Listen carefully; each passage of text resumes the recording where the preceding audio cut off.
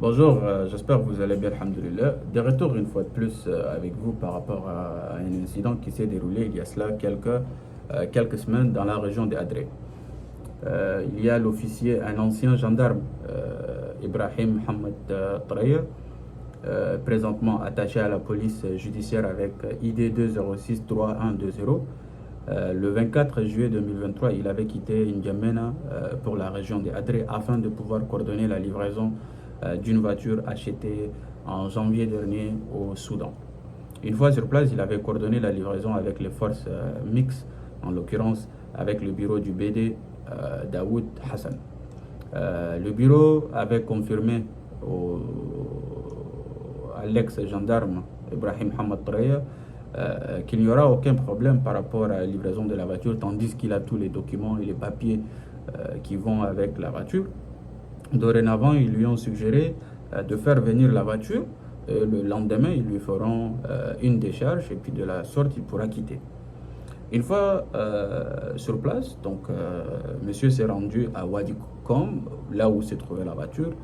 Il a coordonné le nécessaire jusqu'à la livrer à Adré. Sur place, il a demandé une décharge depuis qu'il a été informé de retourner le lendemain. Le lendemain, il a été contacté par l'adjoint du BD, donc en l'occurrence monsieur Gardi, qui est l'adjoint de Hassan Daoud, le BD, l'indiquant de passer le voir au bureau. Une fois rendu sur place, il a été informé que la voiture était une voiture volée et que monsieur ne pourra dorénavant pas avoir accès à la voiture. Il doit faire une décharge soutenant le fait que c'était une voiture volée. L'ex-gendarme avait répondu que non, ce n'est pas une voiture volée. Lui, il a tous les documents de la voiture. Donc, la transaction a été finalisée devant un notaire. Il a les coordonnées du notaire, les coordonnées du propriétaire de la voiture et aussi les témoins qui étaient là. Donc, ce n'était pas un achat qui était fait dans la rue. Monsieur, le BD n'a rien voulu écouter. Il indiquait que c'était une voiture volée de Himeti et que voilà, il donnait rien. Et que le gendarme, c'est un Janjaweed, et puis voilà, les Janjaweeds sont connus pour le vol et ainsi de suite. Et longue histoire courte, monsieur les a une fois de plus informés que non, vous vous trompez, ce n'est pas une voiture volée. Prenez le temps de contacter les concernés, le propriétaire, le notaire et les témoins afin de confirmer que ce n'est pas une voiture volée. Malheureusement, le BD n'a rien voulu entendre par rapport à cet égard. Ils ont procédé avec des intimidations. Donc d'habitude, ils font ce genre d'intimidation. Donc par rapport, on va vous emprisonner, torturer, ainsi de suite. Et le paisible citoyen, malheureusement, n'ont aucune forme de recours par rapport à ça. Donc dorénavant, ils vont céder aux pressions. Ibrahim, l'ancien gendarme, n'a pas voulu procéder. Il a opté pour être emprisonné. Durant le processus du transfert donc, vers une salle, ils ont procédé avec, donc d'abord à le fouiller. Ils se sont rendus à l'évidence que monsieur avait une montre et aussi 1,5 million de francs CFA. Donc ils ont arraché l'argent et puis ils ont indiqué que voilà, cet argent allait servir pour corrompre les forces de défense installées sur place afin de pouvoir avoir accès à sa voiture. Monsieur, une fois de plus, avait nié ces allégations. Vers 2 heures du matin, on l'a réveillé pour lui donner deux options. La première était de signer une décharge qui stipulait le fait que voilà, c'était une voiture volée. Et la deuxième, l'argent allait servir pour corrompre les officiers. Monsieur avait refusé catégoriquement de coopérer avec les forces mixtes par rapport à ces deux options. De là, ils lui ont informé que voilà, il n'y a pas de problème, vous pouvez quitter. Donc le lendemain, ils ont décidé de remettre son argent, les 1,5 millions, et de quitter. Monsieur a refusé l'argent sans une décharge officielle. En fin de compte, ils lui ont fait une décharge et puis ils ont refusé de lui donner la voiture. Monsieur s'est rendu chez le procureur. Il a informé le procureur. Le procureur a répondu malheureusement qu'il ne pouvait rien faire par rapport à la force mixte et aussi en particulier son BD, donc à la personne de Daoud Hassan, et qu'il n'y a aucune solution. Donc il a décidé d'aller consulter le préfet. Donc il a fait savoir ce qui s'est advenu. Malheureusement, le préfet aussi n'a pu se prononcer par rapport à ça et surtout contre le force mix. Les forces mixtes, d'une façon ou d'une autre, sont devenues un État dans un État dans la zone des Adré. Aucune administration, aucune instance ne peut les égaler, ni ne peut, d'une façon ou d'une autre, les pousser à des comptes rendus ou à un changement de comportement.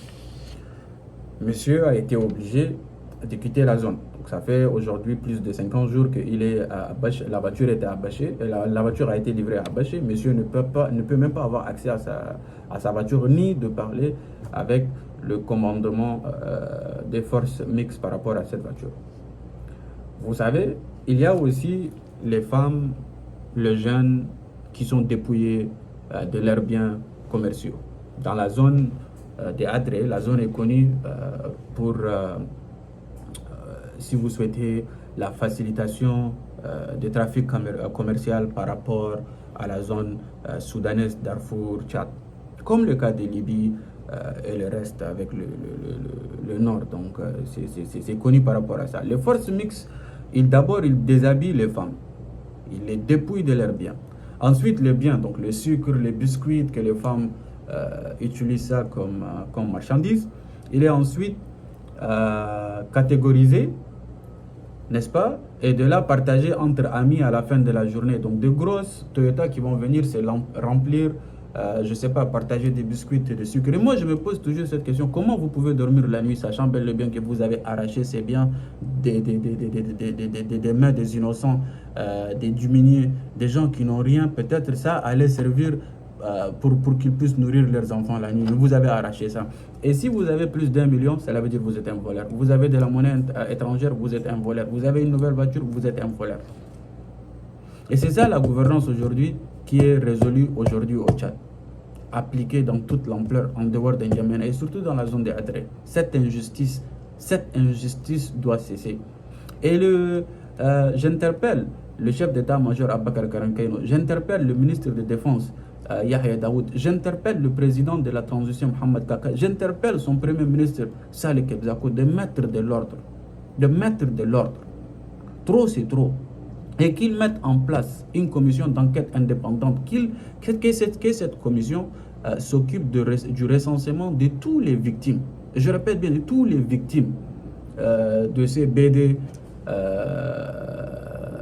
Daoud Hassan.